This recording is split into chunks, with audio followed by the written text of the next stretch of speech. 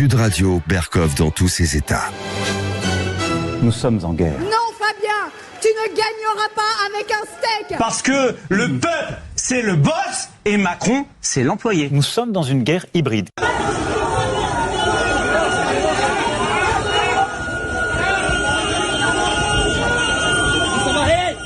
Nous sommes en guerre. Nous sommes en guerre depuis le temps. C'est intéressant parce que Macron avait dit nous sommes en guerre au début du Covid. Et puis là, d'autres guerres se sont greffées. Russie-Ukraine, Arménie, et aujourd'hui, Gaza, Israël. Et tout le Proche-Orient qui a l'air de s'embraser. On va en parler avec Jonathan Alperi. Vous savez, c'est bien de parler de loin, d'avoir chacun ses opinions, de se lancer les auberges espagnoles du fantasme, mais c'est encore mieux d'être sur le terrain. Jonathan Alperi, qui est photoreporter, qui est franco-américain, il rentre de 2 semaines à la frontière de Gaza et en Cisjordanie. Il va nous raconter. Et puis, la confession du professeur Delfrécy, l'éminent président du conseil scientifique. Vous vous rappelez, nous avions tous en nous quelque chose de Delfrécy. Et tous les jours, il nous disait ce qui se passait, etc., avec tous les autres, avec les Véran, les Salomon et compagnie. Et puis là, le ton commence sérieusement à changer. On va en parler évidemment aussi. Et puis les perles, les huées, les bravos, que vous savez, que vous aimez, vous nous faites l'amitié de le dire. Alors on va avoir des choses assez fortes, assez terribles aussi, et assez, quelquefois peut-être comiques, ça arrive, oui on peut. Et puis nous allons recevoir en seconde partie Jacques Beau. Jacques Beau est un spécialiste suisse de renseignement, et il vient d'écrire un livre, Vaincre le terrorisme djihadiste, aux éditions Max Milo. Et puis il connaît bien, on l'a reçu très souvent, pour ce qui se passe à la guerre Russie-Ukraine, parce que la guerre Russie-Ukraine, elle est plus présente que jamais, même si elle est éclipsée médiatiquement par l'autre guerre. On va en parler longuement, et vous savez, on est là, pourquoi ? On est là pour avoir question à tout et pour vous éclairer et nous éclairer. Ici Sud Radio. Les Français parlent au français. Je n'aime pas la blanquette de veau. Je n'aime pas la blanquette de veau. Sud Radio, Berkov dans tous ses états. Quand le réel frappe à la porte, et de la manière souvent, hélas, la plus atroce possible, ou la plus dure possible, il y a l'émotion. Et comment nier l'émotion ? Mais il y a aussi le réel. Comment ne pas décrire le réel ? Sud Radio, Berkov dans tous ses états. Le fait du jour.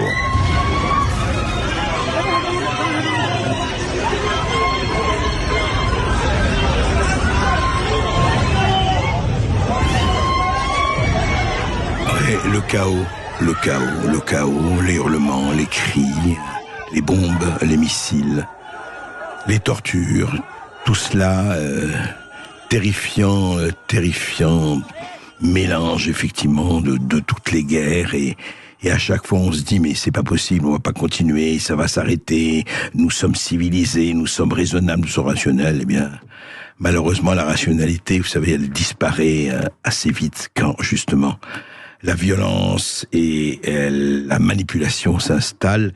Alors on va parler de ce qui se passe effectivement en ce moment au Proche-Orient. Vous l'avez du matin au soir, vous écoutez ça. Emmanuel Macron était en Israël hier, il est en Jordanie aujourd'hui, à Ramallah, en Cisjordanie. Il va rencontrer le roi de Abdallah, et demain il sera en Égypte. Bien, alors les pourparlers, les négociations un peu partout. Est-ce que le secrétaire général de l'ONU demande un cessez-le-feu humanitaire immédiat? D'autres disent non, attendez, cessez-le-feu non. Corridor humanitaire, oui, cessez-le-feu non. Enfin voilà, ça discute de tous les côtés, chacun de son côté, en attendant des hommes, des femmes et des enfants meurent. Voilà. Et justement, nous on est content d'accueillir des personnes qui sont sur le terrain, qui ont été sur le terrain. Et quand même, le terrain, c'est autre chose. Hein. La carte, c'est une chose. La carte, c'est la carte idéologique, émotionnelle. Et puis le terrain, le territoire, c'est le territoire. Et Jonathan Alperi, bonjour. Bonjour. Vous êtes photoreporter, vous êtes franco-américain, et je crois que vous couvrez le terrain des guerres depuis assez longtemps. Une vingtaine d'années à peu près.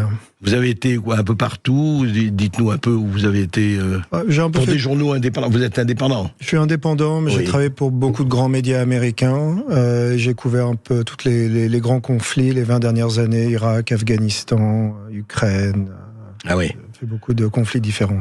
D'accord. Donc vous avez une expérience assez forte de ce qui se passe effectivement sur le terrain, et vous avez travaillé surtout pour des journaux américains. J'ai un peu travaillé pour la presse française à une époque, Paris Match notamment, mais il y a une dizaine d'années. Mais j'ai surtout travaillé pour les grands médias américains comme Bloomberg, Vanity Fair ou Wall Street Journal. Enfin, pas mal de publications de la sorte. Très bien. Alors là, vous avez passé 2 semaines effectivement après l'attaque du Hamas sur les kibboutz de Gaza le 7 octobre. Vous venez de rentrer de là-bas. Vous avez été donc ou à la frontière gazaoui, à la frontière de Gaza, et puis vous avez été en Cisjordanie. Ouais. Alors dites-moi d'abord ce que vous avez à la fois vu et ressenti par rapport à ces 15 jours que vous avez passés là-bas.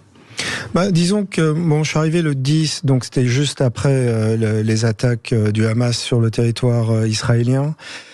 Disons qu'au début, les choses étaient, étaient très fluides. Donc, quand je suis arrivé, l'armée israélienne était encore en train d'essayer de reprendre le terrain, notamment vers Tserot, par là, et plus vers le sud, vers les kibbutz de Be'eri, tout ça. Et donc les combats se passaient à ce moment-là.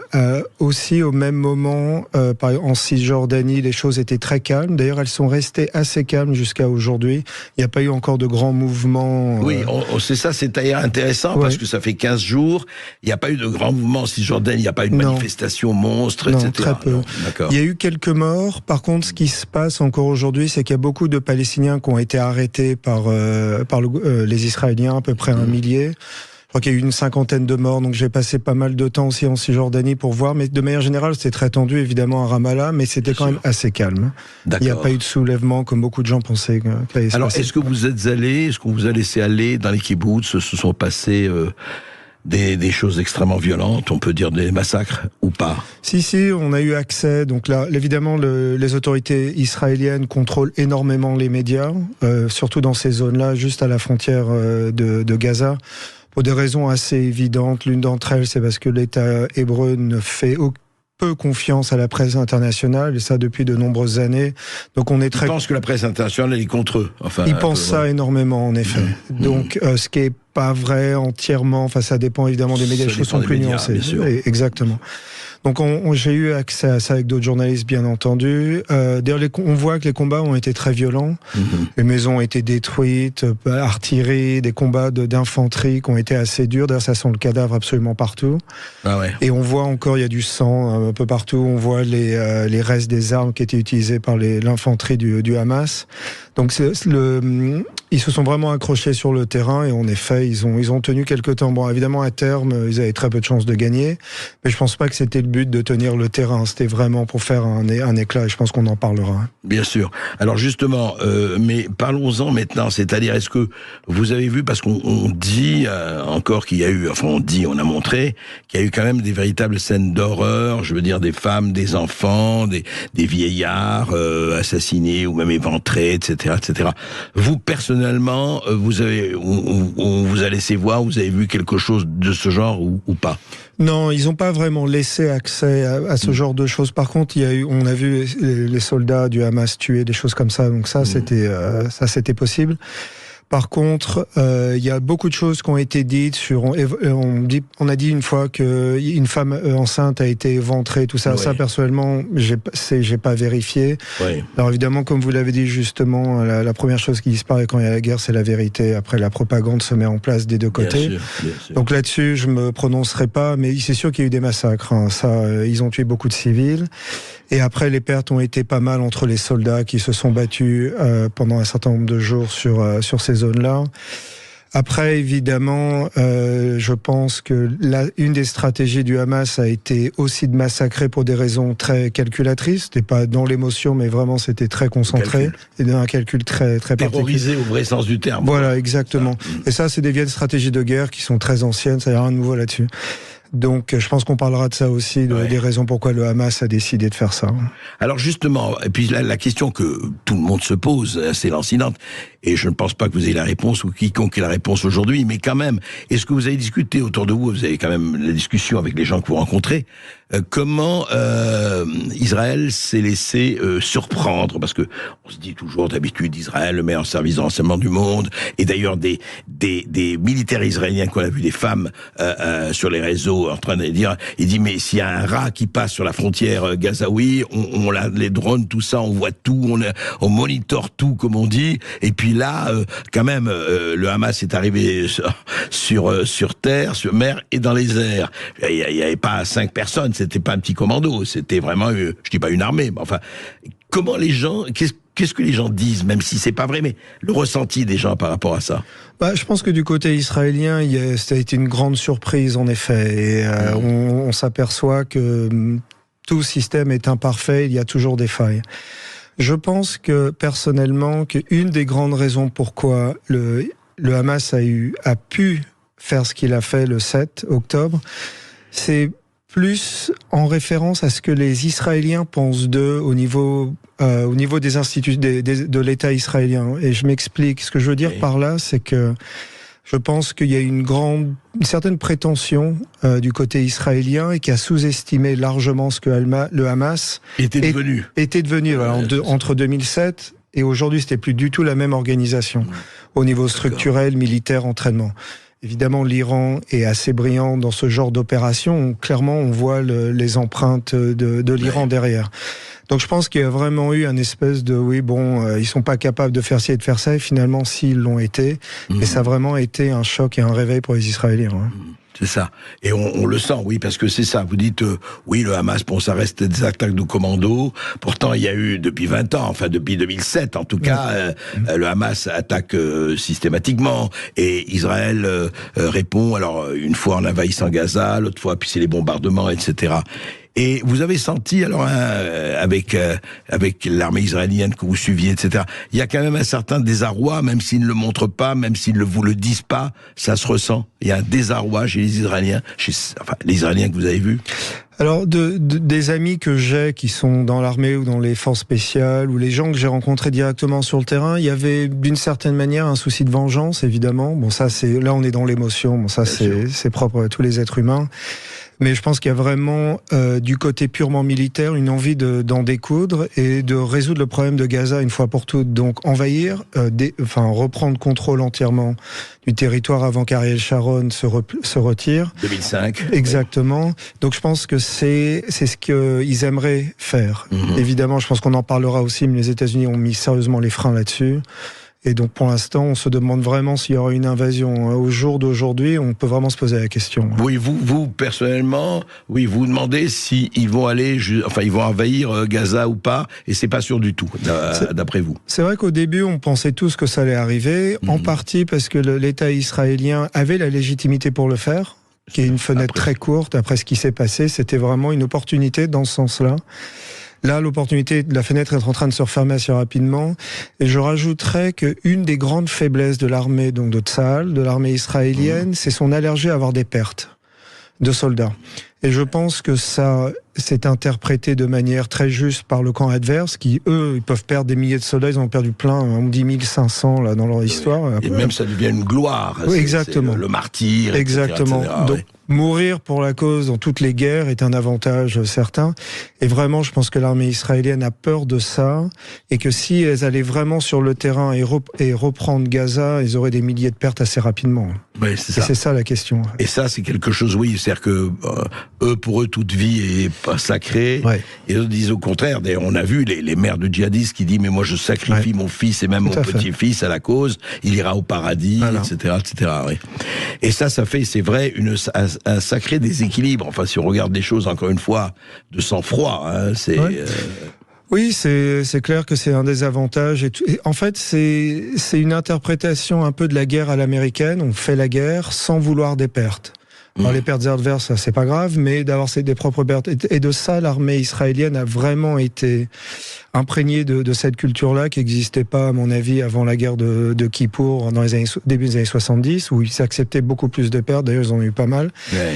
Et là, évidemment, moi, à titre personnel, je répondrais, on peut réagir comme ça, mais on aura des pertes de toute manière à terme. Donc, si on règle pas le problème dans le sens militaire côté israélien, si on ne règle pas le problème maintenant, le problème ne sera pas résolu plus tard. Il y aura des gens qui mourront de toute manière. Et oui. Alors, parlez-nous, vous êtes allé en Cisjordanie, vous êtes allé où exactement? Alors, j'étais à Ramallah, j'étais à Al-Ram, qui est juste en dessous. Je passais pas mal de temps à Est-Jérusalem, évidemment, et puis un peu les zones autour pour voir un peu comment ça se passait. J'étais aussi dans le camp de réfugiés de Choufat, qui est à peu près dans la même zone. Oui. Donc là, on est rentré. Là, il y a des clashs assez réguliers, mais... Est-ce que c'est toujours alors juste une première question, juste là-dessus, est-ce que c'est toujours l'autorité palestinienne qui a la même mise, ou le Hamas a pris beaucoup, vu ce qui se passe, et qui, de leur point de vue, c'est une victoire, quelque part, hein, puisque le Hamas a réussi, entre guillemets, à faire ce qu'il a fait, ou est-ce que c'est toujours l'autorité palestinienne qui a la maîtrise de ce côté-là? Ouais, la question est intéressante parce que les gens doivent comprendre qu'il y a toujours eu des tensions entre le Hamas et les autorités de Cisjordanie, donc de Abbas aujourd'hui. De Mahmoud Abbas. Par Mahmoud Abbas, exactement. Parce qu'on sait que le Hamas a été créé par les Israéliens, en partie pour justement créer la zizanie ou la dissension entre les différents... ils n'ont pas été créés par les Israéliens. Non, mais ça a été utilisé. Utilisé, pardon. Exactement. Ouais. Donc ça a été utilisé, et bon là, ça leur est retourné dessus assez violemment. Mais... par exemple, dans le camp de réfugiés de Choufat, on a pas mal passé un peu de temps et on va parler à pas mal de gens. Il n'y a plus vraiment d'autorité. Les gens sont un peu liés à eux-mêmes, laissés à eux-mêmes, pardon. Ouais. Donc il n'y a plus vraiment des organisations, disons, locales qui permettraient à s'occuper de l'eau, l'électricité, des choses vraiment au quotidien. Et ça a vraiment en partie disparu, et les Israéliens ont fait en sorte que... donc d'ailleurs, quand on est ressorti, on a eu des problèmes avec l'armée israélienne qui n'était pas très contente qu'on soit là-dedans. Donc, et les gens se sentent abandonnés dans ce camp-là. Oui, il y a vraiment, il y a de ça. Alors évidemment, il y a les murs, puis il y a ce grignotage. Bon, les gens connaissent comment ça se passe.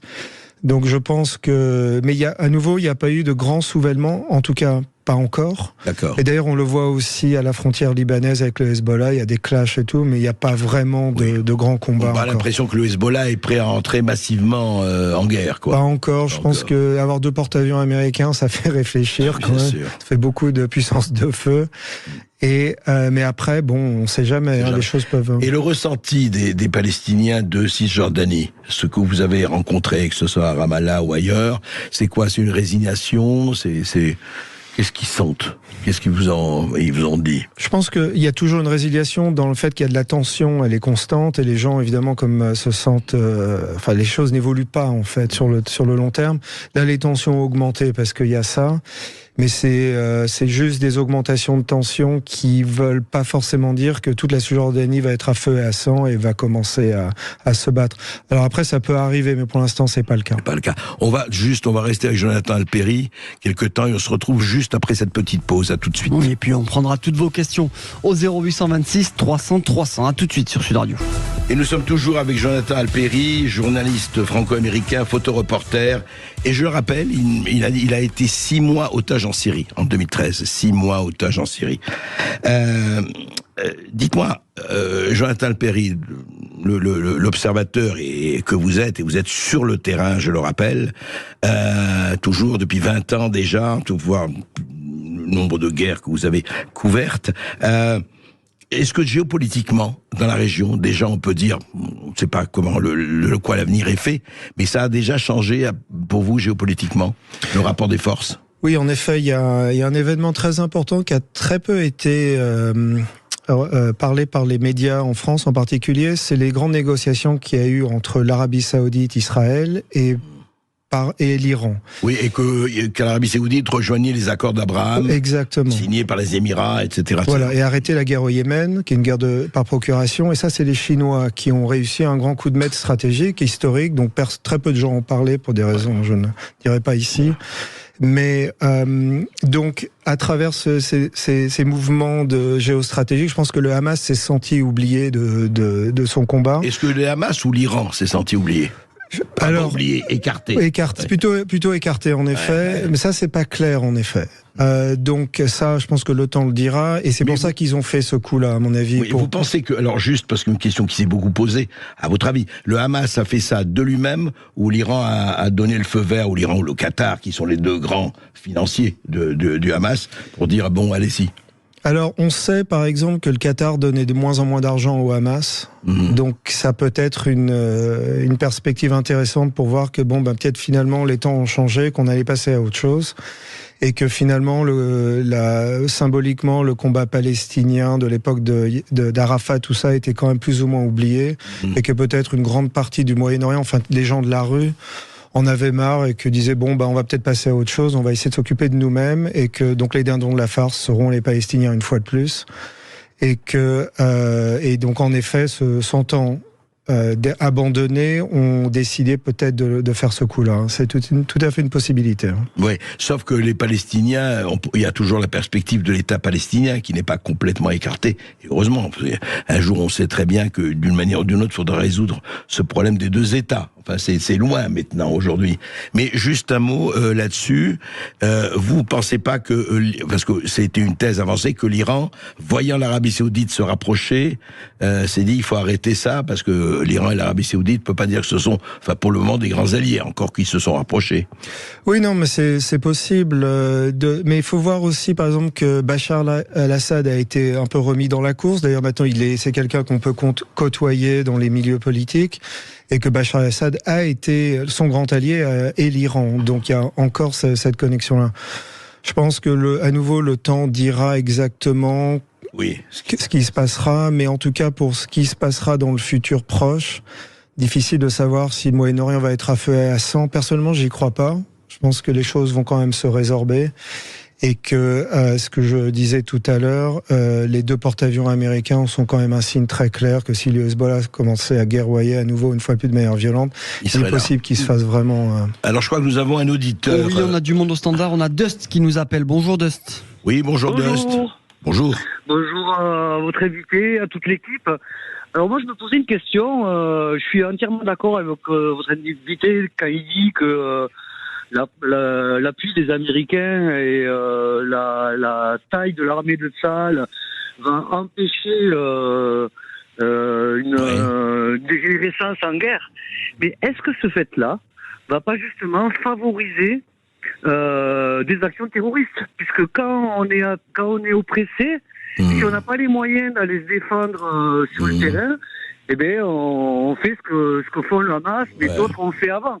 C'est-à-dire des actions terroristes qui sont les seules possibles avec les compétences qu'on a, quand on est vraiment trop faible. Alors, Jonathan, votre avis? Je ne sais pas si monsieur parlait d'actes terroristes en Occident ou au Moyen-Orient. Non, il parlait du Moyen-Orient plutôt. Du Moyen-Orient. Vous savez, quand il s'agit du terrorisme, on le voit depuis quelques années, depuis en particulier l'intervention militaire en Russie, de Russie en Syrie, ils ont eu tellement de morts, tellement de pertes qu'ils ont été très très amoindris quand même. D'ailleurs, on le voit sur le terrain, ils sont beaucoup moins présents et efficaces. Donc oui, il y aura peut-être des petits coups de main. D'ailleurs, en France, il y a toujours des petits trucs comme ça, mais structurellement, c'est pas fondamental. C'est pas ça qui change le rapport de force. Merci Jonathan Alperi, merci de votre témoignage. On vous retrouvera de toute façon, et puis on retrouvera le Proche-Orient, cette terre. Comme disait De Gaulle, dans l'Orient compliqué, je voguais avec des idées simples, mais même les idées simples sont difficiles aujourd'hui. Sud Radio, André Berkoff. Ça balance pas mal. Berkoff, dans tous ses états, ça balance pas mal sur Sud Radio. On ne tourne pas rond, il y a quelque chose qui ne tourne pas rond. Alors, qu'est-ce qui ne tourne pas rond? Je vais vous dire. Ce qui ne tourne pas rond, c'est par exemple, rappelez-vous, c'était pas si loin, le Premier ministre que la France nous a donné, Monsieur Jean Castex, en mars 2021. Et il affirmait, il n'était pas le seul, tout le gouvernement, tous les porte-paroles, les médecins de plateau dans leur entièreté, disaient ce que dit Jean Castex. Écoutez, c'était chez Samuel Etienne en mars 2021. Je peux vous assurer qu'effectivement, si j'avais le moindre doute, vous demanderiez la suspension. Absolument, parce que c'est mon devoir, c'est ma responsabilité. Bon, mais à ce stade, il faut avoir confiance dans ce vaccin. Il faut avoir confiance dans ce vaccin et se faire vacciner. Je le dis de la façon la plus solennelle. Sinon, alors on aura des retards dans la vaccination. Les Françaises et Français seront moins protégés et la crise sanitaire durera plus longtemps. Alors voilà, si j'avais le moindre doute, j'en donnerais la suspension, dit Jean Castex, si j'avais le moindre doute. Eh ben, il n'y avait pas le moindre doute, hein, je veux dire, apparemment, pas le moindre doute. Et les quelques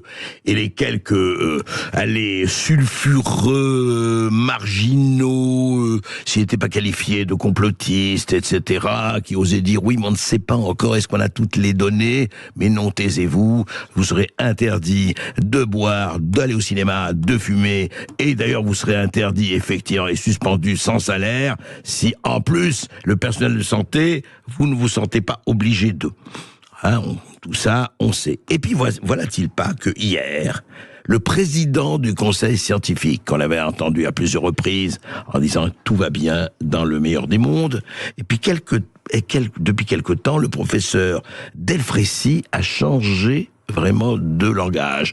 Alors, ce n'est pas du tout comment l'esprit vient aux jeunes filles, mais effectivement, les connaissances sont arrivées et voilà ce qu'il a dit hier, le professeur Delfrécy, dans les 4 vérités sur France 2. Bon, là où on a eu des vaccins avec le vaccin mRNA en 9 mois. Bien sûr, c'est rapide. Il y a eu beaucoup d'incertitudes sur les vaccins. Nous nous sommes trompés initialement sur les vaccins en disant qu'ils protégeaient contre la transmission. Ils protègent mal contre la transmission. Ils ont une durée de vie relativement limitée, d'où la répétition des vaccinations. Inversement, on ne s'est pas trompé peut-être sur l'essentiel. C'est-à-dire qu'ils protègent de façon très forte, puissante et soutenue contre les formes graves. Voilà, contre les formes graves, c'est toujours bon. Alors, je rappelle simplement qu'aujourd'hui, évidemment, le professeur Jean-François Delfrécy est président du comité consultatif national d'éthique. Il est ex-président du conseil scientifique. Alors, on peut vraiment se poser des questions et on va s'en poser là. Bonjour, professeur Bernard Lascola, bonjour. Oui, bonjour. Bonjour. Vous êtes responsable du laboratoire de crise en maladies infectieuses et virus respiratoires de l'IHU Méditerranée Infection. Alors, professeur Lascola, en étant effectivement très matter of fact, pardon, comme disent les Américains, et très objectif, au fond, c'est intéressant parce que vraiment le changement de langage, alors on peut dire oui, mais bon, on ne savait pas, maintenant on sait. Voilà ce que dit Delfrécy, alors qu'il ne disait pas tout à fait la même chose, c'est le moins que l'on puisse dire, il y a encore un an et demi. Où en est-on véritablement ? Si vous voulez, c'est bien qu'il se soit perçu que le vaccin n'empêchait pas la transmission. Mais si vous voulez, c'était bien de mettre ce vaccin au départ. On pensait qu'il marcherait, ça a évité les formes graves. On a diminué de moitié la mortalité, donc c'est une bonne chose. Ouais. Le problème, moi, qui reste toujours aussi choquant chez moi, c'est que, pour moi, si vous voulez, c'est que au début, vers le milieu de l'été à peu près 2021, on savait déjà que ça n'empêchait pas la transmission. Donc à partir du moment où on sait que ça n'empêche pas la transmission, on se demande pourquoi on a fait le pass vaccinal, pourquoi on n'a pas réintégré les soignants non vaccinés. Oui, c'est ça. On le savait vraiment depuis quoi, mai-juin 2021, c'est ça? On a commencé à s'en douter à ce moment-là. Si vous voulez, si je me trompe pas, le pass vaccinal, c'est début août 2021. C'est ça. Moi, j'ai fait une vidéo on peut aller voir, donc pour dire que j'invente pas ce que je suis en train de dire. Ouais. J'ai fait une vidéo avec mon collègue Parola, c'était sur la chaîne YouTube de l'IHU. On peut aller la voir, j'ai vérifié. Elle est en date du 10 août, où j'explique qu'on s'aperçoit que ça n'empêche pas la transmission. Donc c'était pas un truc inconnu, on le savait. Ouais. Mais c'est ça, vous savez, ça a frappé tout le monde et aujourd'hui tout le monde vraiment se pose des questions. Pourquoi ce langage et pourquoi a-t-il continué? D'ailleurs, pas seulement chez Jean Castex, alors Premier ministre, mais chez un certain nombre de médecins, de professeurs, passés en boucle à la télévision, et chez un certain nombre de gens, et on se disait, mais qu'est-ce qui fait, pourquoi on ne peut pas dire la vérité? Moi, c'est ça qui nous a vraiment tous frappés, étonnés, encore aujourd'hui. Qu'est-ce qui fait que la vérité est si dangereuse à dire, quoi?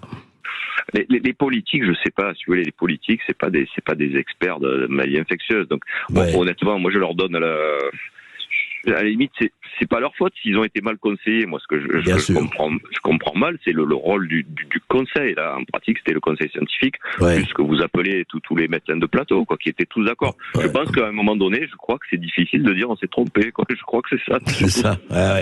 Oui, c'est-à-dire on peut pas revenir là-dessus. Mais aujourd'hui, alors vous dites, professeur Lascola, vous dites, au fond, aujourd'hui, on peut dire quand même que le vaccin quand Delfrécy, le professeur Delfrécy dit, mais le vaccin, attendez, ça c'est clair, il a empêché les formes graves, parce que c'est discuté aujourd'hui. Moi, je ne sais pas, je ne suis ni médecin ni infectiologue, je me garderai de prendre parti. Il dit non, alors que ce qu'on entend aujourd'hui chez un certain nombre d'effets secondaires ou d'effets indésirables, encore une fois, sans généraliser, il y a quand même des problèmes assez préoccupants quand même, et des témoignages encore plus préoccupants. Non, mais le problème, ça reste toujours le même. Ça a diminué de moitié les décès, les formes graves. Mais ça a diminué les décès, les formes graves que chez des gens qui risquaient de faire des formes graves. Donc, vacciner les enfants, les jeunes qui avaient aucun facteur de risque, ça sert à rien, sauf à avoir des effets secondaires. On sera toujours sur la même question, quoi. Et moi, ça a été vous pouvez regarder, j'ai fait des vidéos même qui ont été annulées, qui ont été supprimées, quoi. Je vois pas, j'ai jamais vu l'intérêt de vacciner les enfants, je le vois toujours pas. Il n'y avait pas de raison. Il fallait vacciner que les personnes qui risquaient de mourir ou d'avoir des formes graves. C'est tout, voilà, exactement. Âgés, à risque, et qui ont des comorbidités, etc., etc. Enfin, après, si ça protégeait, si ça diminuait la transmission, ça pouvait s'entendre de vacciner le reste de la population pour protéger justement les plus à risque. Mais à partir du moment où ça n'empêche pas la transmission et qu'on l'a su très tôt, tout ce qui était le pass sanitaire, les obligations vaccinales, tout ça, en gros, à partir de l'été, au pire fin de l'été 2021, ça devait être arrêté. Mais oui, c'est ça qui est fou c'est assez hallucinant quand on y pense, parce que c'était du bon sens et on n'a pas voulu pratiquer le bon sens. Mais comme vous dites, peut-être que les politiques sont moins coupables que d'autres. Enfin, on va pas faire le tribunal ici, mais vous avez été parmi ceux qui ont quand même posé des questions, et heureusement que il y en a eu sur le consentement libre et éclairé. Comme vous dites, on a puni toute la population. Vous savez, c'était Knock de Jules Romain, quoi. Tout homme bien portant est un malade qui s'ignore. Ouais, enfin, nous aussi, on a été punis un peu, mais ça c'est une autre histoire. Oui, ça c'est vrai. Ah, mais les gens qui disent la vérité, vous savez, ils seront exécutés, vous le savez bien. Merci beaucoup, professeur Lascola. Merci. Au revoir. On va se retrouver. Ici, Sud Radio. Les Français parlent au français. Je n'aime pas la blanquette de veau. Je n'aime pas la blanquette de veau. Sud Radio Berkov dans tous ses états. Sur 2 milliards versés à la mission immigration, asile et intégration, 2 milliards, les associations, je dis bien, qui s'occupent dans le domaine immigration, dans ce domaine-là, immigration, asile et accès à la nationalité française, touchent 1 milliard d'euros par an. 1 milliard d'euros par an. Et bien, en ce moment, on parle de couper les vivres en partie à moitié. Comment? Écoutez. Sud Radio Berkov dans tous ses états. Les perles du jour. Enrico Macias, si donnez-moi, Dieu vous le rendra. En attendant, donnez-moi, c'est l'État, effectivement, parce que la France a une mission d'accueil et de terre d'asile, mais, jusqu'où? Et il y a quelqu'un qui est pas du tout d'accord, aujourd'hui, il n'est pas le seul, mais enfin, là, il proteste beaucoup, c'est le patron des Républicains, Éric Ciotti. Alors, que dit Éric Ciotti? Il dit oui, même si l'État s'appuie sur ces associations pour des actions parfois utiles, nous savons bien aussi qu'elles aident les clandestins à leur arrivée sur notre territoire national et favorisent leur maintien dans notre pays. Ciotti soutient le député des Alpes-Maritimes. Et il dit voilà, il parle d'un certain nombre d'associations, la CIMAD, par exemple, oui, parce que l'association de la CIMAD, elle n'est pas la seule, est intervenue, on le rappelle, on en a parlé en 2014, pour régulariser la famille de l'assassin du professeur Dominique Bernard, hein. C'était il n'y a pas si longtemps, il y a une semaine. Et il dit que, alors dit Éric Ciotti, le coût des subventions est exorbitant, leur action est bien souvent néfaste à la maîtrise de nos flux migratoires, et que c'est pas possible de rester comme ça, et il est nécessaire d'envoyer un signal clair pour que la France ne veut plus et ne peut plus subir une immigration de masse. Mais alors, que préconise Éric Ciotti ? Eh ben, il dit, voilà, c'est très simple, les subventions sont à peu près d'1 milliard aux associations qui agissent dans ce domaine immigration, asile ou intégration, 1 milliard, eh ben, il faut diviser par 2 les subventions accordées aux associations pro-migrants, par 2. Ça veut dire, voilà, on va plus leur donner 1 milliard, on va leur donner 500 millions. Alors, attendez. Un petit problème, là, juste, cher Éric Ciotti.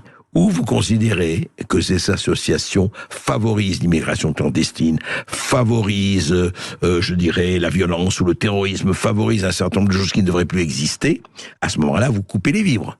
Vous ne faites pas moitié-moitié. Qu'est-ce que ça veut dire ? Ou alors vous estimez qu'elles font du bon boulot et vous allez vous donner des subventions, et pourquoi pas, aux associations qui font du boulot, qui font le job, en ce sens qu'ils vont vers l'intégration, l'assimilation, et pas l'accueil du tout venant, et dans une immigration totalement non contrôlée.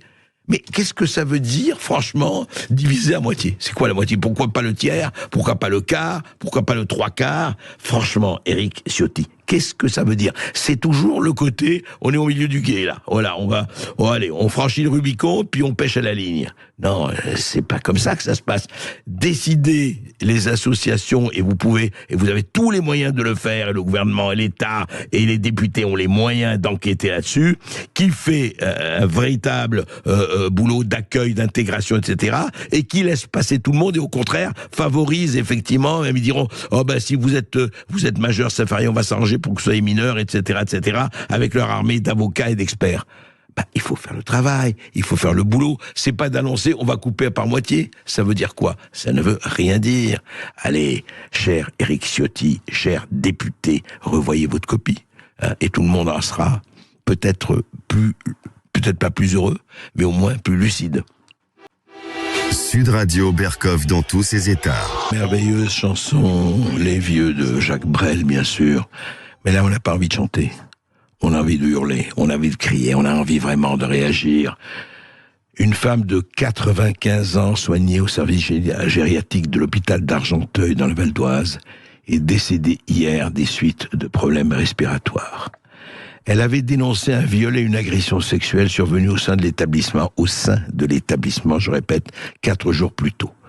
Voilà, alors on ne sait pas si les violences ont déterminé son décès, mais enfin, voilà, quelqu'un est arrivé, lui a touché le sexe et la poitrine, un suspect âgé de 44 ans, les forces de l'ordre ont procédé à son interpellation, il a été placé sous contrôle judiciaire, une femme de 95 ans. Et cet auteur était déjà présumé, écoutez bien, auditeur de Sud Radio, résistant de Sud Radio, cet auteur avait été présumé d'agression sexuelle sur dos nonagénaire, pas octogénaire, nonagénaire, dans l'hôpital Victor Dupuy. Il a été remis en liberté lundi soir et a été placé sous contrôle judiciaire. Voilà.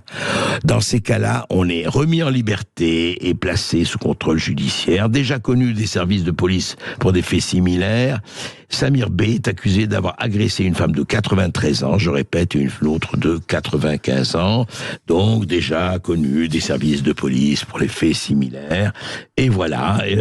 Alors, lui conteste, bien sûr, mais ce qui est intéressant, c'est que Samir B a été relâché et placé sous contrôle judiciaire par un juge des libertés et de la détention. Oui, c'est un juge des libertés et de la détention. Alors même que selon les informations d'Europe numéro 1, il était déjà connu des services de police pour des faits similaires. Il sera jugé le 10 novembre prochain par le tribunal judiciaire de Pontoise pour agression sexuelle sur une personne vulnérable. Alors, très sincèrement, on a l'impression de dire, mais que c'est les paroles en l'air, ça va changer quoi ? On revient là-dessus, quoi, une fois par semaine, il faut revenir une fois par jour, il faut quoi? Dire sur des personnes de 80, 90 ans, et il est laissé en liberté sous contrôle judiciaire par un juge des libertés et de la détention. Qu'est-ce qu'on peut dire de plus? Franchement, quelque part, on se demande si ça vaut le coup de dire quoi? De dire quelque chose ou de se taire et d'attendre en disant oui, mais vous comprenez, ça n'arrivera pas chez moi, ni à ma grand-mère, ni à ma mère, ni à ma tante. Non. Alors en attendant, écoutez, voilà, ça n'arrive qu'aux autres. Bien sûr, ça n'arrive qu'aux autres. Sud Radio Berkoff dans tous ses états. Et vous connaissez évidemment la musique de film d'Harry Potter que TF1 d'ailleurs a diffusé hier. Ils vont le faire chaque semaine. Alors, vous savez ce qui s'est passé pour l'écrivain J.K. Rowling, l'écrivaine, merveilleuse écrivaine, enfin, puisqu'il faut dire écrivaine ou écrivain, pourquoi pas. Eh bien, il y a eu deux choses. Vous savez, il y a un an, on a célébré les 20 ans d'Harry Potter. Il y a eu en Amérique et en Angleterre des manifestations formidables. Harry Potter, le best-seller mondial, le succès mondial, les livres, les films, etc. Eh bien, J.K. Rowling a dit que il faut dire ceci. Quand elle a vu qu'on disait que les femmes, que les hommes trans qui ont fait leur transition sont des femmes, J.K. Rowling a dit non. Un homme est un homme et une femme est une femme. Alors là, évidemment, levé de bouclier, comment vous osez dire une horreur pareille, un homme est un homme, une femme est une femme. Non, elle a été empêchée d'assister à la fête de sa propre création, c'est pas beau. Et maintenant, on a envie de dire, allez, J.K. Rowling en prison. Et elle répond ceci, elle a tweeté ceci. Je serais heureux de purger 2 ans de prison si l'alternative est la parole forcée et le déni forcé de la réalité et de l'importance du sexe. Amener le procès, je serai plus amusant que jamais sur un tapis rouge. Oui, elle est non seulement courageuse. Vous savez, est-ce qu'on arrive au stade où on considère comme courageux de dire qu'un homme est un homme et une femme est une femme? C'est intéressant la décomposition, hein. Tout marche ensemble. Belle décomposition, formidable. J.K. Rowling prend heureusement ça en riant. Enfin, c'est hallucinant, quoi. Je veux dire, qu'est-ce que ça veut dire, ça? Ça veut dire que, non, on n'a plus le droit de dire ça. Alors, il y a des acteurs qui ont pris parti contre elle. Le woke, évidemment, et le transgenre sont absolument vent debout. J.K. Rowling, ça devient presque une espèce d'extrémiste, absolument réactionnaire et tout.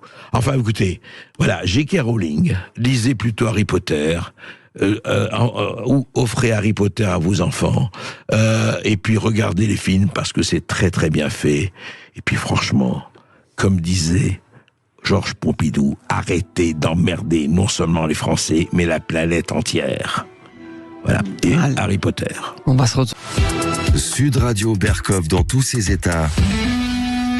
Le face-à-face. 13h05 sur Sud Radio, il est l'heure pour nous d'accueillir Jacques Beau aujourd'hui dans ce face-à-face, ancien colonel de l'armée suisse qui vient nous voir pour ce livre qui est de nouveau d'actualité, Vaincre le terrorisme djihadiste, c'est aux éditions Max Milo. Bonjour Jacques Beau. Alors Jacques Beau, on le sait, hein, les auditeurs du Sud Radio vous connaissent bien, toujours avec plaisir qu'on vous accueille. Ancien colonel de l'armée suisse, je rappelle, expert en armes chimiques et nucléaires, formé au contre-terrorisme, et vous avez été à l'OTAN pendant des années. Vous avez dirigé la lutte contre la prolifération des armes légères, et puis vous avez suivi en Maïdan et tout cela en Ukraine, et vous avez écrit plusieurs livres là-dessus. Le dernier, c'était c'était Ukraine entre guerre et paix, et avant Opération Z. Et là, vous avez publié il y a quelque temps, mais il est d'une actualité, on peut dire, devenue très forte, avec Vaincre le terrorisme djihadiste. Donc, mais je voudrais qu'on parle de cela, on le sait, de cette espèce d'étrange, comment on peut dire ça, non pas torpeur, mais intermittent du spectacle et médias. On dirait qu'une guerre chasse l'autre. On a parlé pendant 1 an et demi, depuis le février 2022, c'était guerre Russie-Ukraine. Il y a eu un intermède Arménie avec le Haut-Karabakh, et puis maintenant, effectivement, le énième épisode, hélas, de la guerre israélo-palestinienne, israélo-arabe. Enfin, on en parlera bien sûr, mais quand même, pour le moment, un train peut en cacher un autre. Hélas, on n'a pas envie de ricaner là-dessus, mais la guerre continue entre l'Ukraine et la Russie. La guerre continue entre l'Ukraine et la Russie. On voit effectivement, mais le fait qu'une guerre chasse l'autre, ça n'est pas vraiment nouveau. On a ça depuis, en fait, depuis début des années 90. On a systématiquement une guerre qui remplace une autre. Depuis 90. Depuis en fait, la guerre la guerre du Golfe. La guerre du Golfe a engendré la présence américaine en Arabie Saoudite, qui elle-même a engendré le terrorisme, qui elle-même a engendré, etc. Donc, parce que tout l'épisode terroriste que nous avons connu à partir de 1992-13, il a commencé d'abord au Moyen-Orient, il ne faut pas l'oublier, il a commencé en Arabie Saoudite, et il a commencé à cause de la présence américaine dans ce pays. Parce que c'est ça qui a déclenché. Et pourtant, l'Amérique est en Arabie Saoudite avec l'Aramco et compagnie depuis 1945. Oui, mais elle n'avait pas de présence militaire. D'accord. La présence militaire, et la présence militaire avait été prévue pour être temporaire. Donc, quand il y a eu l'attaque contre le Koweït, les Américains voulaient riposter et mettre des troupes en Arabie Saoudite. L'Arabie Saoudite s'est opposée dans un premier temps. Et finalement, les Américains ont réussi à les convaincre en précisant qu'ils ne resteraient pas longtemps. Et il y avait un accord. Et puis, après la guerre du Koweït, il y a eu cette guerre de 100 heures, on se rappelle. Et là, les Saoudiens ont dit aux Américains, voilà, maintenant la guerre est gagnée, très bien, maintenant au revoir, partez. Et les Américains ont dit non, on reste. Et c'est là, les Saoudiens ont compris ça comme étant finalement une rupture d'un accord, et c'est là que le terrorisme djihadiste a commencé. Et c'est là où on commence à voir les fatwas d'Osama Ben Laden, etc., où il dit, les premiers attentats ont été clairement expliqués, d'ailleurs, c'est ce qui a expliqué toute la suite des attentats, ils ont dit clairement, c'est la présence américaine en Terre Sainte, parce que pour eux, la terre d'Arabie Saoudite est une Terre Sainte. Et par conséquent, on a cet enchaînement ensuite, et puis après, on est passé d'une guerre à l'autre, l'Afghanistan, l'Irak, etc., la Syrie, si vous regardez bien, il y a finalement une filiation presque logique entre ces conflits, parce que n'ayant pas réussi à maîtriser une situation, ça a engendré une situation, et ça engendre une autre, etc. Mais juste, Jacques Beau, quand même, vous parlez du terrorisme djihadiste, on va en parler plus tard, mais parlons-en maintenant, il n'y a pas de problème. Quand même, c'est l'Afghanistan qui a engendré le djihadisme, l'Afghanistan des Soviétiques, quand il y a eu l'invasion de l'Afghanistan par les Soviétiques. Non, pas vraiment. Oussama Ben Laden s'est formé là-bas, quand même, non? Non, alors, Oussama Ben Laden a été là-bas, il a combattu les Soviétiques là-bas. Ouais. Tout ça, mais le djihadisme de la période d'Afghanistan est un djihadisme, c'est vraiment un mouvement de résistance. C'était vraiment un mouvement de résistance contre les Soviétiques. Et il est resté confiné à l'Afghanistan. Les talibans qui ont pris la relève, parce que dès que les Soviétiques sont partis, en 89, le mouvement djihadiste, enfin les moudjahidines qui étaient en Afghanistan se sont dispersés. D'ailleurs, ça a créé un problème en Algérie, ça a créé un problème dans d'autres pays du Maghreb, par exemple. C'est le retour des Afghans. D'ailleurs, on les a appelés les Afghans dans le Maghreb, qui eux ont voulu perpétuer une forme de djihad dans ces pays. Mais le problème en Afghanistan était terminé.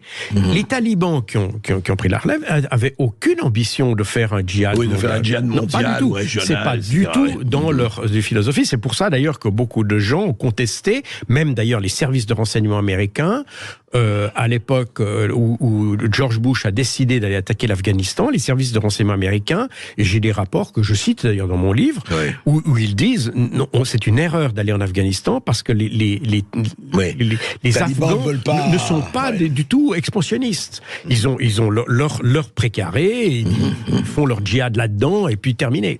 D'accord. Alors justement, pour revenir, on va en parler. On va prendre évidemment le temps de parler de ce qui se passe aujourd'hui au Moyen-Orient et ailleurs. Mais pour revenir à, est-ce que aujourd'hui, la question que je vous pose, Jacques Beau, est-ce que les Russes ne profitent pas du fait que la tension est médiatico-politico, géostratégique, et aujourd'hui sur le Moyen-Orient, pour accentuer leur avance? Parce que la dernière fois qu'on s'est vu, et on avait parlé, un certain nombre de gens disaient, écoutez, c'est plié, même si on dit le contraire, même si les médias ont continué de dire le contraire. Bon, la Russie a gagné, mais ils vont faire traîner les choses, eux et les autres, jusqu'aux élections américaines. Est-ce que ce schéma tient toujours ou pas?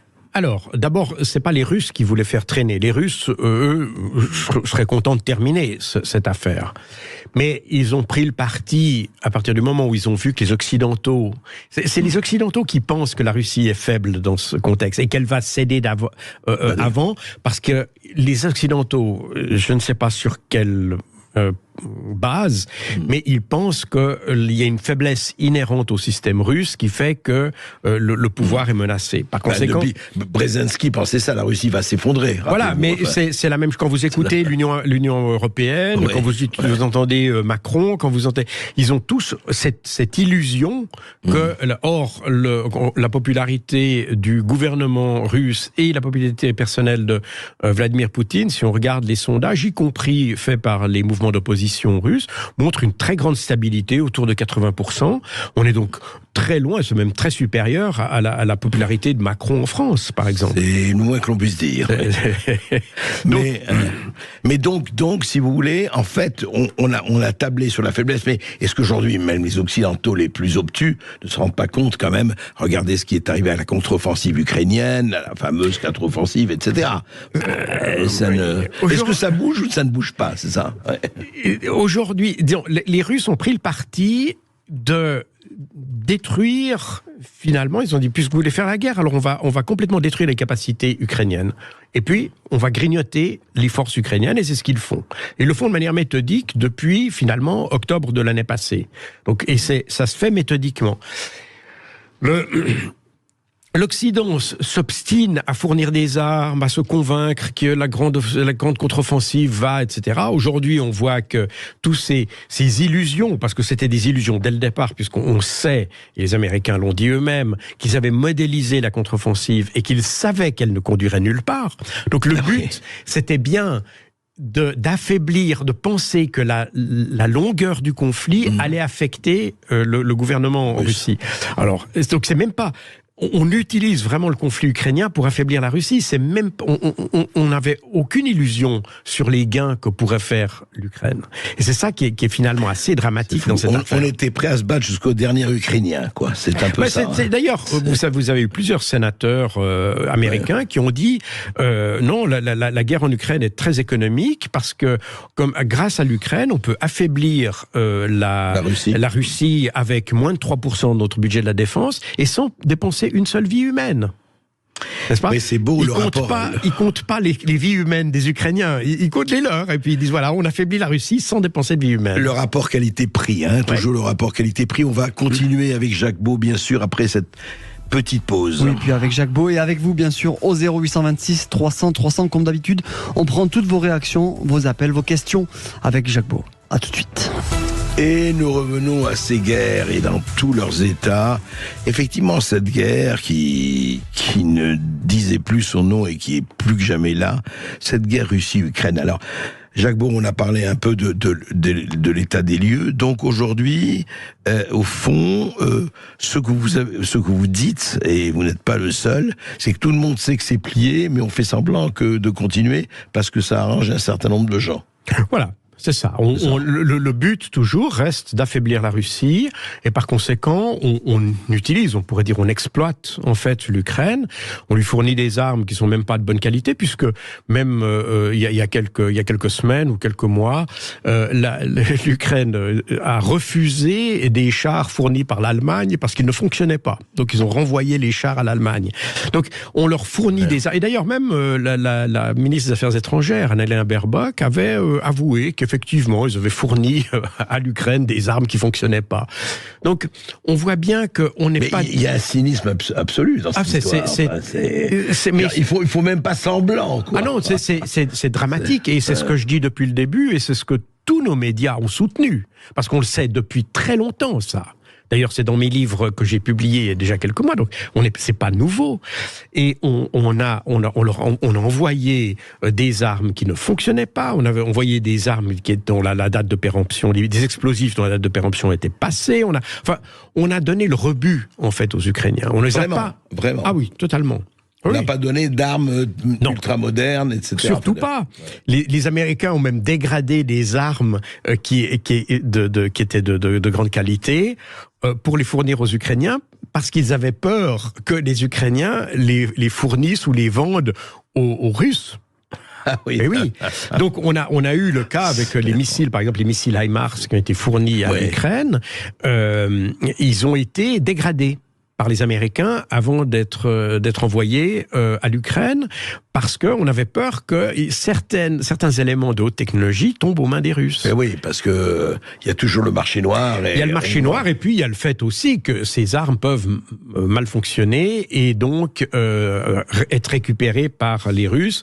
D'ailleurs, c'est ce qui s'est passé avec des missiles de croisière britanniques, les Storm Shadow, qui sont tombés aux mains pratiquement intacts aux Russes, et les Russes ont pu donc les déconstruire, analyser les composants et prendre des contre-mesures, ce qui fait qu'aujourd'hui le Storm Shadow peut pratiquement être simplement éconduit, pourrait-on dire, par des mesures de guerre électronique sans même qu'on lui tire dessus. Et alors, l'expert que vous êtes par rapport à ce qu'on dit sur les Russes avec l'arme hypersonique, elle est vraiment... elle est difficilement... elle est, je ne dirais pas incontestable, mais l'Occident n'a pas la parade ? Non, on n'a pas vraiment la parade. Et malgré tout ce qu'on a essayé de dire à propos des missiles patriotes qui ont été donnés aux Ukrainiens, d'ailleurs on voit qu'on n'en donne plus aux Ukrainiens des missiles patriotes, parce que il y a eu effectivement... Alors c'est il y a eu des ventes encore ou pas ? Pardon ? Est-ce qu'il y a eu des ventes ? Justement, c'est pour ça. On a dit, mais... De nouveau, c'est sous toute réserve, parce que Raytheon, qui fabrique le missile, s'est opposé à ce qu'on en fournisse aux Ukrainiens parce que ça faisait une mauvaise publicité pour les missiles. Donc, on est dans la guerre d'image. Il y a plusieurs missiles comme ça, plusieurs systèmes d'armes, devrait-on dire, que les Occidentaux ont refusé d'envoyer parce qu'ils avaient peur que ça donne une mauvaise image de leur système. Oui, c'est vrai qu'on a on est dans le cynisme le plus absolu. Plus total. On a envie d'en rire s'il n'était pas obligé d'en pleurer, parce qu'il y a des morts et des milliers de morts. Mais dites-moi, alors, aujourd'hui, alors on parle, Jacques Beau, c'est quoi ? C'est ce statu quo mortifère et mortel qui va durer ? Alors, évidemment, beaucoup de gens aujourd'hui disent que il faudrait arrêter le massacre et entamer des négociations. Le problème est que on ne sait pas comment s'y prendre. D'abord, il faut savoir que Zelensky a adopté ou émis un décret qui interdit de négocier avec les Russes tant que Vladimir Poutine est au pouvoir. Ah, carrément. Oui. Donc il s'est interdit lui-même de négocier avec Vladimir Poutine. Ça, il y a déjà, ça fait déjà la fin de l'année passée. Non, mais c'est hallucinant, parce que c'est une balle dans le pied. Oui, exactement. Il s'est fermé une porte. Il attend que Vladimir Poutine saute pour négocier. Ouais. Exactement. Ce qui montre d'ailleurs combien on a mal jugé le système russe. Mais alors, Jacques Beau, est-ce que, franchement, alors vous avez quand même les contacts, les connaissances, et vous utilisez beaucoup la presse américaine, et vous avez raison, parce qu'en Amérique, il y a encore un contre-pouvoir qui n'est pas négligeable, même si... est-ce que Zelensky, les Américains ont toujours confiance, ou ils se disent, enfin confiance, on va le garder encore, ou quand même ils se disent c'est fini, c'est un pion qui ne nous sert plus à grand-chose, il faut peut-être le remplacer? Alors, un indice, et je rappelle, contrairement à mes détracteurs qui pensent que je suis un agent de Poutine, je suis beaucoup la presse ukrainienne. Et dans la presse ukrainienne, on commence à voir depuis quelques mois des critiques assez fortes contre Zelensky lui-même. Ah oui, dans la presse ukrainienne. Dans la presse ukrainienne. Et donc, c'est un indice que... et vous savez que Zelensky a repoussé les élections qui auraient dû normalement se dérouler l'année prochaine. Alors, son argument n'était pas complètement absurde, d'ailleurs, parce que c'est vrai que faire des élections dans un contexte de guerre, ça n'est pas, évidemment, le meilleur contexte, et ce serait justifié, même si certains ont dit, oui, c'est pas une preuve que c'est pas une démocratie. Non, je pense que c'est logique pour un pays en guerre de ne pas faire d'élections, parce que ça, je pense, c'est il faut l'accepter. Mais aujourd'hui, certains reviennent sur l'idée de maintenir ces élections parce que ça permettrait d'avoir une porte de sortie pour Zelensky. Oui. Parce que aujourd'hui, les critiques contre lui sont très fortes et elles viennent pas seulement de la population, parce que ça c'est le vrai problème, c'est la population, mais elles viennent aussi de l'armée. Et on a de plus en plus de critiques dans l'armée ukrainienne contre la politique de Zelensky. Zelensky, en réalité, ce qu'on sait depuis le début, mais que personne n'a voulu accepter parce que ça correspondait pas à notre narratif, Zelensky reste soutenu par les ultras. Les ultranationalistes, qui eux ne veulent pas de négociation, qui veulent continuer à se battre, etc. Donc, on est au devant d'une crise majeure en Ukraine. Oui, surtout que vous avez vu qu'ils recrutent même les handicapés maintenant. Enfin, ils obligent les gens à aller à l'armée, enfin à aller se battre, alors qu'ils ne... Et les femmes, etc. Donc il y a vraiment un problème. Donc on voit aussi par la même occasion que tout le narratif occidental qui consistait à dire qu'il y avait que des Russes qui mouraient et pas d'Ukrainiens. Je pense que les chiffres qu'on risque de découvrir ces prochaines années vont montrer combien nos médias ont été malhonnêtes, parce qu'on sait depuis le début que les Ukrainiens meurent beaucoup plus que les Russes. On a avancé justement, Jacques Beau, un ratio, ce qui m'a paru énorme, de 1 à 10. Ça veut dire 1 Russe mort pour 10 Ukrainiens morts. Est-ce que ça vous paraît, en tout cas plausible? Personne n'a les chiffres, mais... Alors, on n'a pas les chiffres officiels, ni d'un côté ni de l'autre, hein, ça il faut le dire. Oui. Donc moi, si je prends les chiffres pour les Russes, je prends les chiffres qui sont produits par Mediazona, qui est un site qui est un site d'opposition, qui s'est associé à la BBC pour calculer le nombre de morts à partir des avis mortuaires et des cérémonies mortuaires, etc. en Russie.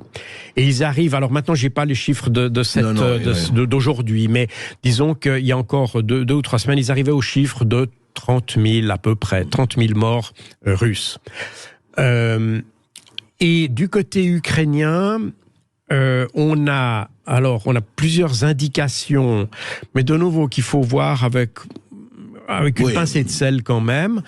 Mais l'examen des cimetières en Ukraine à partir d'images satellitaires indiquerait qu'on est aux alentours de 400 000 morts.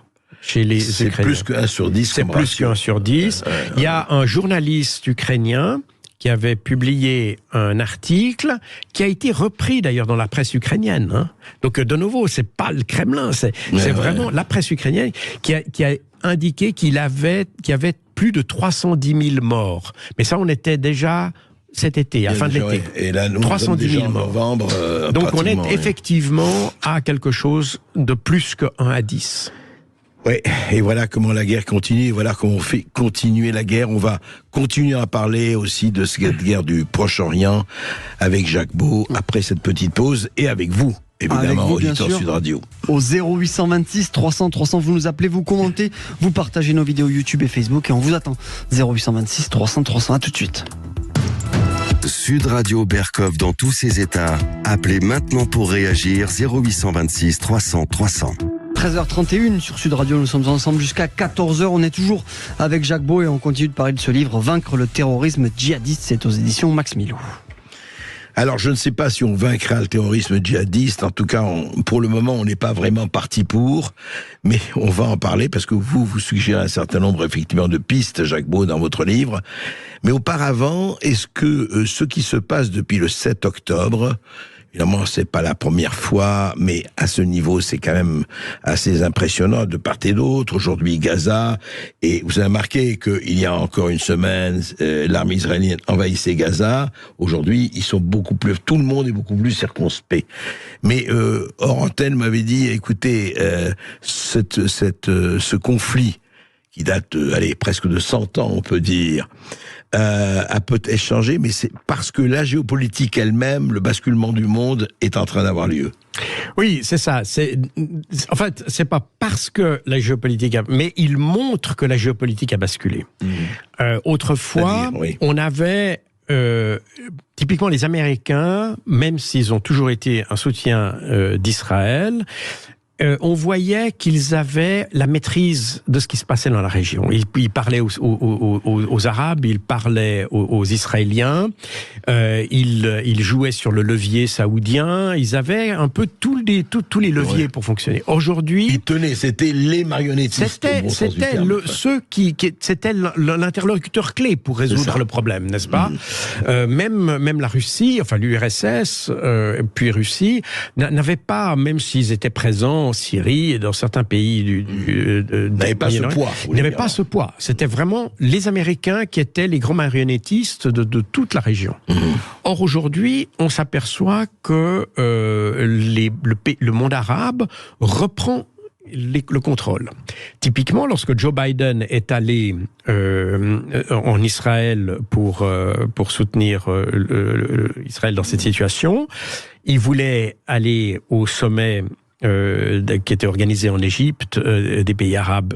On a décliné on l'a empêché d'y aller. Le roi Mohamed le roi de Jordanie, je dis toujours Abdallah. Mohamed, mais c'est Abdallah, effectivement, parce qu'il ressemble un peu physiquement à son homologue marocain. Mais le roi Abdallah a refusé de le voir.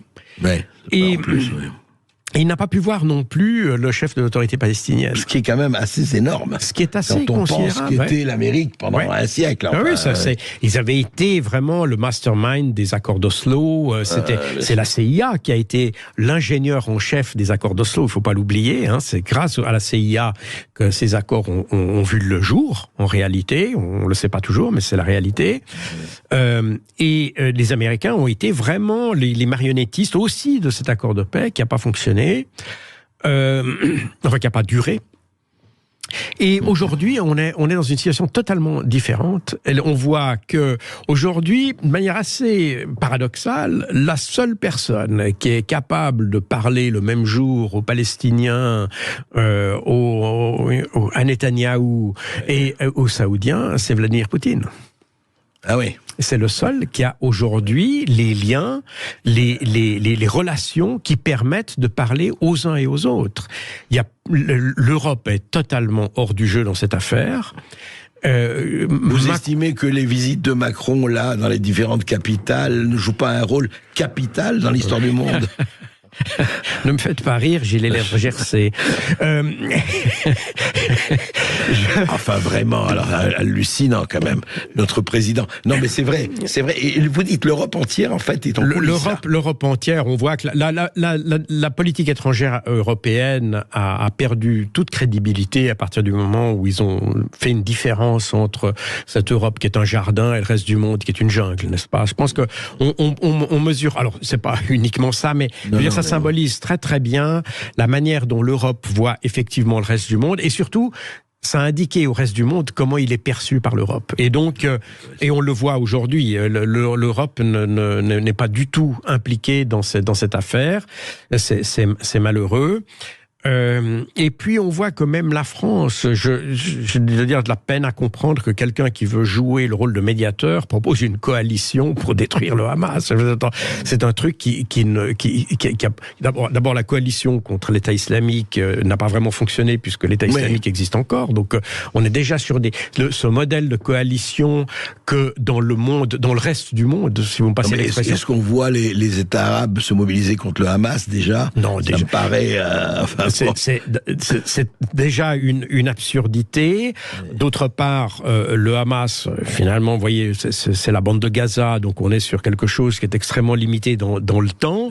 On est dans quelque chose qui, malgré ce qu'on a dit, ne menace absolument pas l'existence d'Israël. Vous comprenez, c'est pas un mouvement qui est de nature. Ils font des atrocités pour terroriser, pour dire on est là, quoi. C'est terrifiant, mais je pense que le Hamas, effectivement, a voulu qu'on porte l'attention sur ce conflit palestinien, israélo-palestinien, parce qu'il prenait une dimension. Il y a une chose quand même qui est importante et peut-être plus importante pour le monde arabe que pour nous, parce que d'ailleurs nous on n'en a pas du tout parlé. C'est les troubles qu'il y a eu depuis maintenant plusieurs mois autour du mont du Temple. Et l'esplanade des mosquées, des incursions, des altercations violentes, qui pour nous n'ont pas d'importance. Mais il ne faut pas oublier que c'est le 3e lieu saint de l'islam et que l'Arabie saoudite se sent aussi responsable pour ça. C'est vrai, mais Jacques Beau, vous croyez pas aussi, parce qu'il faut le dire, que le monde arabe, qui est quand même aux 2/3 des dictatures, c'est merveilleux d'avoir à canaliser effectivement les gens vers des choses qui ça joue aussi, ça. Écoutez, pas seulement chez eux. Hein. Je veux pas vous dire non, mais ils n'ont pas besoin de ça. Parce qu'ils n'ont pas, ils ont pas de défi particulier à relever. Aujourd'hui, au contraire, ils sont plutôt dans une dynamique positive. Tous ces pays, ils sont tous. C'est vrai. Il y a une Arabie Saoudite, les Émirats. Bien sûr, etc., les Émirats. Maintenant, il y a ce phénomène des BRICS qui monte, et ces gens essayent de s'associer aux BRICS. Ils essayent plutôt. Pour eux, c'est porteur d'espoir. Oui. Et je pense que, d'une manière générale, dans le monde, dans ce qu'on appelle le reste du monde, et ça comprend très naturellement le monde arabe, il y a l'idée qu'on va vers du mieux. Et donc, il n'y a pas vraiment besoin à ce stade d'avoir des ennuis supplémentaires. En fait, c'est, voilà, rappel atroce à l'ordre de oui, mais nous, on existe aussi, on est là. J'ai un peu l'impression que c'est ça, parce que ce qu'il faut voir, c'est que depuis de nombreuses années, et ça, il faut le dire, la crise palestinienne ou le conflit palestinien a perdu beaucoup de visibilité, n'est-ce pas ? On s'est attaché à tous les autres conflits, et puis on a un peu perdu de vue ce qui se passait là. Alors, pour nous, c'est peut-être pas important, mais pour les Palestiniens, c'est très important. Et pour beaucoup d'Arabes, parce qu'il y a beaucoup d'Arabes, y compris d'ailleurs en France, ce qui a d'ailleurs des conséquences aussi sur la situation sécuritaire en France, à tort ou à raison. On peut le déplorer ou non, mais le fait est que ça a une résonance aussi. Mais moi, non, j'ai toujours été frappé, et là nous parlons, ni vous ni moi, d'être israélien ou palestinien. Moi, je comprends très bien ça, mais une chose que je me demandais, c'est justement aux politologues et à l'expert, et à vous-même, Jacques Beau. Moi, je suis très frappé quand même. Alors, c'est vrai qu'il y a des connotations de part et d'autre, émotionnelles énormes, identitaires énormes, historiques énormes. Enfin, on va pas refaire l'histoire. Mais moi, je suis très frappé qu'en Arabie Saoudite massacre 300 000 à 400 000 hommes et femmes au Yémen. Quand les Ingouches sont traités par la Chine, les Ingouches du Xinjiang, les musulmans, pas Ingouches, les Ouïghours, pardon, on le sait comment on les traite, on les force à manger du jambon, etc., etc. Enfin bon, et comme partout, ces massacres n'ont pas la moitié du quart, et des massacres, on peut en parler, de la résonance qu'il y a Palestine-Israël. C'est quand même, je parle pour le monde arabe. Oui, vous avez raison. Mais vous voyez, il y a aussi probablement, de nouveau, je suis mal placé pour juger, probablement que des gens de pays arabes pourraient mieux répondre que moi à ça. Mais il y a aussi une certaine forme de fatalisme. On voit qu'effectivement, la cause palestinienne, elle a, c'est vrai, beaucoup de retentissement, mais elle a peut-être plus de retentissement chez nous que dans les pays arabes, paradoxalement, n'est-ce pas ? On a vu que ces derniers temps, d'ailleurs à telle enseigne que, même du côté israélien, on a le même phénomène. Cette attaque du Hamas qui, toute dramatique qu'elle soit, en réalité, si on regarde avec l'angle du stratège ou du militaire, elle ne met pas en danger l'État d'Israël. Elle a certainement mis en danger des individus en Israël, mais certainement pas l'État. L'armée israélienne, même si elle a été surprise, et même si peut-être elle a été drôlement surprise, mais elle a les moyens de répondre à ça. Elle a quand même vécu des périodes autrement plus critiques que cette affaire. De nouveau, même si c'est dramatique. Donc la mobilisation qui s'est faite autour de ça est presque, elle aussi, un peu disproportionnée. Et d'ailleurs, on voit très bien, Zelensky a très bien senti ça, puisqu'il a essayé de se faire inviter par Netanyahou, et Netanyahou lui a refusé, n'est-ce pas ? Parce que Zelensky a très bien compris que le conflit en Israël allait éclipser le conflit en Ukraine, et qu'il allait perdre une partie du soutien qu'il avait pour lui. D'ailleurs, il y a beaucoup de gens aux États-Unis qui ont dit on devrait rediriger. Et d'ailleurs, même dans la presse, de nouveau, je cite la presse ukrainienne, a dit les Américains redirigent les armes qui étaient destinées à l'Ukraine vers Israël. Donc, c'est ce Ganarelle dans Molière, mégage. C'est un peu ça. Et on est un peu dans cette affaire-là. Donc on voit qu'on est dans de la géopolitique qui en réalité est très influencée par la communication. Alors, ça c'est vrai. Alors juste, puisqu'on reparlait de géopolitique, on n'a pas parlé des Chinois. C'est intéressant parce que la première fois, on en parlait hors antenne, Jacques Beau, première fois que les Chinois avec vaisseaux et s'aventurent en dehors de leur précaré. Alors, ils ont envoyé une flottille, ce sont des destroyers, on n'est pas du tout dans la même mesure que ce qu'ont envoyé les Américains dans le Golfe. Oui, ça n'a rien à voir du point de vue. Au point de vue dimension, ça n'a rien à voir. Ouais. En revanche, au niveau politique, ça a quand même une importance importante, une grande importance, parce que, d'abord, c'est la première fois qu'ils déploient dans une zone de crise des navires de guerre, et en même temps que les Américains. Ouais. Donc c'est presque une manière de dire, vous n'êtes plus les seuls à opérer dans cette zone. Et les Chinois, par ailleurs, ils ont, avec les Russes et les Iraniens, ils ont une activité diplomatique intense autour du conflit d'Israël. Et on voit que probablement, si une solution se dessine, des solutions politiques, je ne parle pas des solutions militaires, ça c'est un autre débat, mais s'il y a une solution politique qui se dégage, elle sera probablement avec l'aide d'une coordination entre l'Arabie Saoudite, la Chine, la Russie. C'est dans ce contexte-là que se développe l'initiative diplomatique, et plus du tout dans le domaine occidentale, alors que c'était le cas. C'est ça la grande mutation, c'est ça la grande chose, et on va en parler avec nos auditeurs justement après peut-être cette. Oui, après cette courte pause, on aura Chantal qui nous attend au standard. À tout de suite sur Sud Radio. Dernière ligne droite dans Berkov dans tous ses états. On est toujours avec Jacques Beau qui est notre invité aujourd'hui, et on accueille Chantal qui nous appelle depuis Bastia. Bonjour Chantal. Bonjour Chantal. Bonjour André. Bonjour Monsieur Jacques Beau. Bonjour. Alors écoutez, moi je suis toujours très étonné quand on parle du conflit israélo-palestinien. Donc on essaye de chercher des États qui pourraient être médiateurs. Comme vous disiez tout à l'heure, Poutine parle avec en tout cas tous ces gens-là.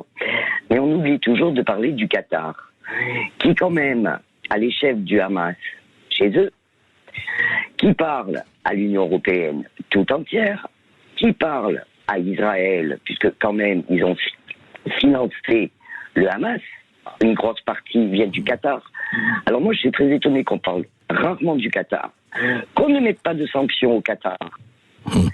Et je trouve ça un peu... Alors on nous parle de l'Iran. Alors attention, les Irans ne sont pas des saints, mais on sait pertinemment que les chefs du Hamas sont au Qatar. Ils ont même fait une interview. C'est clair. Et je ne comprends pas cette omerta par rapport au Qatar, ces chers Qataris, ils ont des biens pas possibles en France, avec lui, on n'en parle même pas. Et des avancements fiscaux remarquables. Et des avancements fiscaux remarquables, et quand même les valises, et qui sont accompagnées quand même de Tel Aviv jusqu'à la bande de Gaza, avec les valises pleines de billets. Donc je suis très étonné. Voilà. Alors, Jacques Beau, est-ce qu'on mésestime ou on sous-estime le rôle du Qatar, qui, ça, je crois que tout le monde le dit, par exemple, paye entièrement les fonctionnaires de Gaza, du Hamas? Alors, oui, et c'est précisément le problème. Mais pas dans le sens que vous l'imaginez.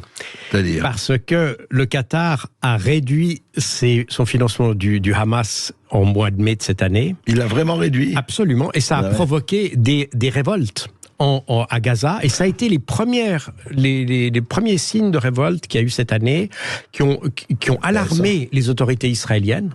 Il y a eu toute une série d'événements qu'on a un peu évacués de l'actualité chez nous, parce que pour nous l'actualité commence le 7 octobre. En réalité, toute cette année a été une suite d'incidents entre les Palestiniens et Israël, dont notamment la question du salaire des fonctionnaires payés par le Qatar. Et il y a eu des révoltes des Gazaouis, pardon. Oui. Et ça a été si loin que c'est là que les Égyptiens parce qu'il y a des médiateurs égyptiens qui sont là pour modérer les relations entre Gaza et le Qatar et l'État israélien. Et là, ils ont dit, ça va exploser. Mais qu'est-ce qui fait, alors vous savez peut-être ou pas, qu'est-ce qui fait que le Qatar, qui a toujours été un financier, enfin en tout cas fidèle, pas seulement pour les Gazaouis, pour le reste, qu'est-ce qui fait que alors, le Qatar je ne connais pas les raisons de ce changement. Maintenant, ce qu'il faut dire aussi, c'est qu'il y a une relation quand même un peu incestueuse entre Israël et le Qatar, et on a d'ailleurs c'est même l'aveu de Benjamin Netanyahou lui-même, qui en 2019 avait dit qu'il finançait le Qatar pour financer le Hamas. Oui. L'idée étant de créer, ça c'est l'idée depuis le début, hein, les Israéliens aident le Hamas depuis les années 80, fin des années 80, dans le but de créer un contre-feu au Fatah. Oui. Et l'idée, et ça d'ailleurs ça a marché, puisque vous avez eu au début des années 2000, vous avez eu ces affrontements fratricides entre le Hamas et le Fatah, qui avaient conduit d'ailleurs finalement à la victoire du Hamas, et c'est la raison pour laquelle aujourd'hui le Hamas est, j'allais dire, se le mettre à bord. C'était extrêmement violent. C'est très très violent. Entre le Hamas et l'autorité palestinienne. En fait, c'était le but de la stratégie. C'était vous opposez les uns contre les autres. Donc on est dans un jeu qui est extrêmement pervers de part et d'autre. Alors on peut naturellement, moi je n'ai pas de sympathie particulière pour le Qatar, mais il faut voir que tout ça s'inscrit dans un jeu qui est quand même assez pervers, que l'on a accepté de part et d'autre dans le but de créer. Le problème qu'il y a, c'est qu'en Europe, depuis la Deuxième Guerre mondiale, on a développé une idée de la sécurité par la coopération, qui s'est d'une certaine manière matérialisée par l'OSCE, l'Organisation de la sécurité par la coopération. Et ça part d'un bon sentiment, d'ailleurs. Et ça part d'un bon sentiment, c'est-à-dire l'Union européenne est partie de cette idée-là au départ, etc. C'est-à-dire qu'on travaille, et à partir du moment où on travaille ensemble, on se tire pas dessus. Voilà. Au Moyen-Orient, dans le Proche-Orient, plus qu'au Moyen-Orient, on est plus dans l'idée que la division fait que personne n'est assez puissant pour attaquer l'autre. Et donc on encourage les divisions de façon à ce que personne ne se sente menacé. Et ça a été très largement la politique d'Israël d'ailleurs. Un élément, et on le sait parce que c'est documenté d'ailleurs, ça a été de fractionner la Syrie, qu'Israël a toujours perçue comme une menace, et donc la diviser. Sauf que les fractions ne viennent pas que d'Israël, comme vous le savez. Elles ne viennent pas que d'Israël. Non, c'est toujours l'exploitation. Le Liban, bien entendu, c'est toujours l'exploitation de divisions qui existent. Mais comme partout, vous avez des pays, même la Belgique par exemple, c'est un pays qui n'est pas divisé en soi, mais où vous avez des tensions qui peuvent être exploitées, qui pourraient être exploitées par quelqu'un de... Juste un mot, Jacques Beau, quand même. Le Qatar, on a beaucoup dit que le Qatar était un hub, un truc des frères musulmans, dont chacun sait, ce n'est pas, et c'est loin de tous les Arabes, que pour eux, l'objectif c'est la Oumma, c'est le monde, voilà. C'est quand même ça, on lit les textes. Oui, alors il faut nuancer quand même ces approches, parce que quand on parle, et c'est pour ça d'ailleurs que mon livre sur le djihadisme est si épais, parce que chaque djihadisme est en fait différent. Il y a pas et c'est pour ça que quand on s'adresse, on veut traiter le terrorisme djihadiste, nous, en Occident, on a tendance à appliquer une seule solution pour tous les cas. Et c'est pour ça que ça marche pas, d'ailleurs. Vous dites qu'il y a des djihadismes. Il y a des djihadismes, en réalité. Ils ne sont pas tous liés par le fait que le monde doit devenir charia, Oumma et tout ça. Vous voyez, par exemple, ce que disent, par exemple, des gens de Reconquête. J'entendais récemment, dans une émission, un député de Reconquête dire que la France avait eu 200 victimes dues au Hamas. Donc la France avait déjà été touchée par le Hamas. Alors, c'est évidemment des raccourcis qui sont extrêmement dangereux, en plus d'être faux, factuellement, parce que on a là probablement des idées de djihadisme, mais qui s'expriment dans des contextes tellement différents, et surtout, si on veut appliquer et typiquement Macron, qui veut refaire une coalition contre le Hamas, pour faire la même chose que la coalition contre l'État islamique. Alors qu'il y a des djihadistes qui iraient peut-être plus loin que le Hamas aussi. Alors que, tout à fait. Donc et c'est là qu'on voit que nous ne comprenons pas le problème, et c'est parce que nous ne comprenons pas le problème que nous ne le résolvons pas. pas.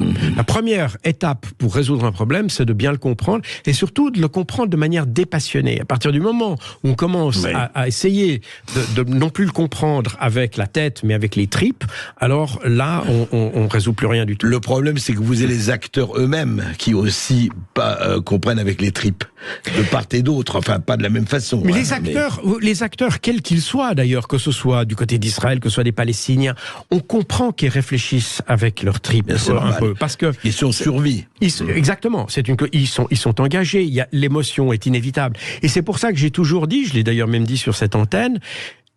Profitons du fait que nous sommes en dehors de ces conflits pour justement on n'a pas besoin de faire fonctionner nos tripes, on peut faire fonctionner notre intellect. En fait, ce que vous dites, Jacques Beau, ayons la rigueur de notre irresponsabilité.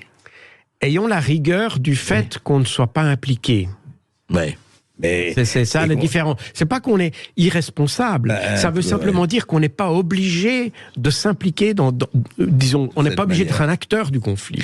Écoutez, on regrette pour William là qu'on n'a pas pu prendre. Nous sommes à la fin de notre émission, mais vous inquiétez pas, William. Je vous le dis, on va reparler du conflit, on va reparler du Proche-Orient parce que encore une fois, terre promise est si difficilement tenue, comme disait, je ne sais plus qui d'ailleurs, pas le général de Gaulle. Merci Jacques Beau, et puis on va demain nous recevons, il nous a reçus chez lui, Jean-Marie Le Pen. Et voilà, c'est très intéressant, le lion devenu sage. Merci beaucoup, Jacques Beau, d'avoir été avec nous. Tout de suite, vous avez rendez-vous